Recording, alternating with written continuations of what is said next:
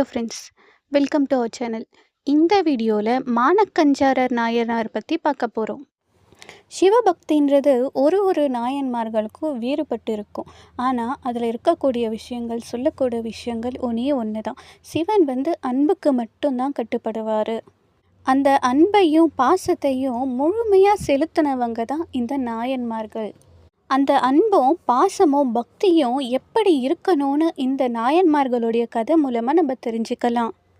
சரி வாங்க, இப்போ கதை என்னன்னு பார்க்கலாம். அதுக்கு முன்னாடி நம்ம சேனலை இன்னும் சப்ஸ்கிரைப் பண்ணாமல் இருந்தீங்கன்னா சப்ஸ்கிரைப் பண்ணி வச்சுக்கோங்க. கூடவே பெல் ஐக்கானை கிளிக் பண்ணி வச்சுக்கோங்க. அப்போ தான் நம்ம போடுற வீடியோஸ் உங்களுக்கு நோட்டிஃபிகேஷனாக வரும்.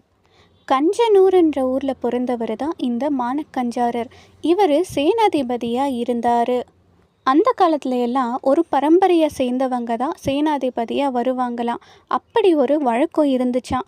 அப்படி வந்த ஒரு பரம்பரையில் இவர் ஒரு மன்னருக்கு சேனாதிபதியாக இருக்கார்.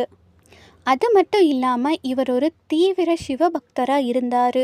எதுவாக இருந்தாலும் முதல்ல சிவனுக்கு கொடுத்துட்டு அதுக்கு அப்புறம்தான் மற்றவங்களுக்குன்னு வாழ்ந்து வந்தார்.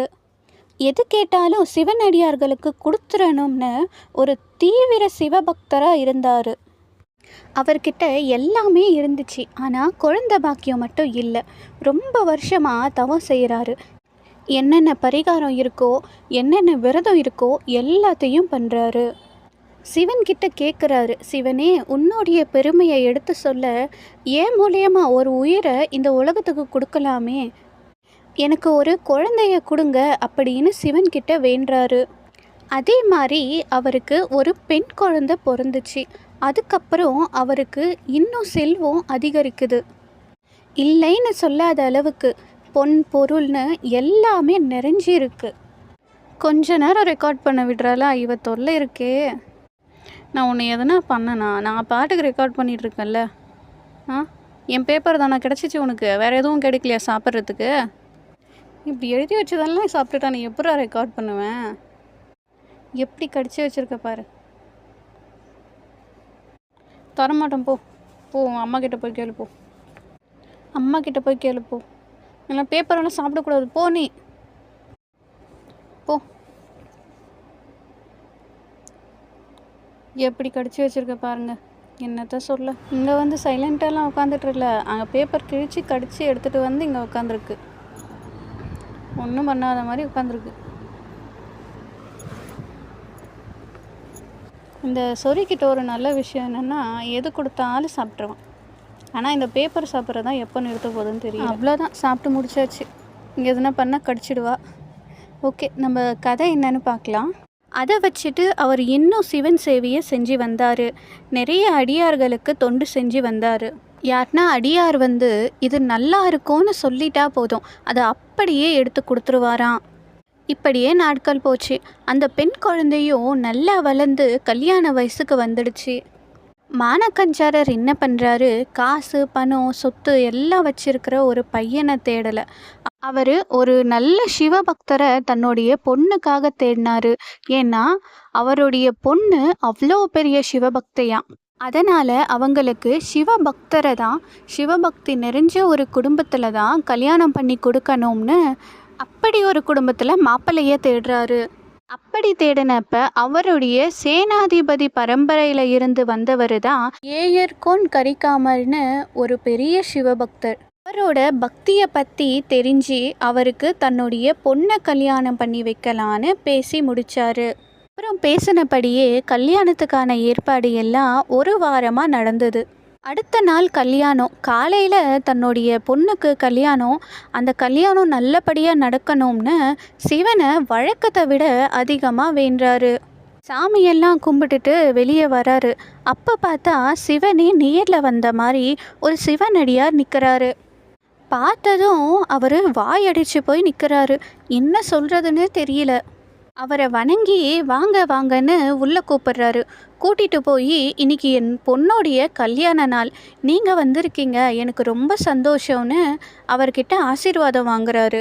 அடியாரும் நீடோடி வாழ்க அப்படின்னு அவருக்கு ஆசீர்வாதம் பண்ணுறாரு. மானக்கஞ்சாரர், சாமி என்னை விட என் பொண்ணுக்கு தான் உங்களுடைய ஆசீர்வாதம் ரொம்ப முக்கியமாக வேணும், அதனால் நான் என் பொண்ணை கூப்பிடுறேன், அவளையும் ஆசீர்வாதம் பண்ணுங்கன்னு கேட்குறாரு.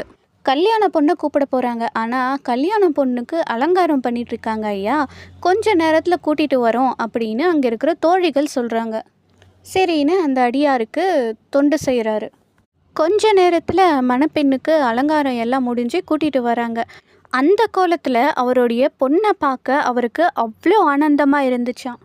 அந்த பெண்ணுக்கிட்ட போய் சொல்கிறாரு, நம்ம வீட்டுக்கு சிவனே வந்தது போல் ஒரு சிவன் அடியார் வந்திருக்காரு, வா வந்து அவர்கிட்ட ஆசீர்வாதம் வாங்கிக்கோ அப்படின்னு சொல்கிறாரு. சரின்னு அந்த பெண்ணும் போய் அடியார் காலில் விழுந்து ஆசீர்வாதம் வாங்குறாங்க. அப்போது அந்த பெண்ணுடைய ஜடையும் விழுந்துச்சான். ஆசீர்வாதம் வாங்கிட்டு எந்திரிக்கிறப்ப அந்த பெண்ணுடைய ஜடையை பார்த்த அடியார், என்ன அருமையான ஒரு ஜடை, இந்த முடி பஞ்சவடிக்கு ஆகும் அப்படின்னு சொல்கிறாரு. அப்படின்னா முடியால் செய்யப்பட்ட ஒரு பூநூல்.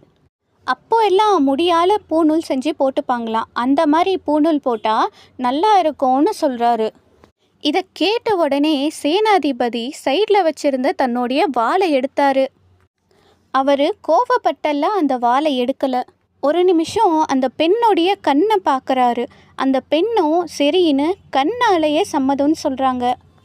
ஒரு நொடி கூட யோசிக்காமல் அந்த வாளை எடுத்து தன்னுடைய பெண் தலைமுடியை வெட்டிட்டாரு.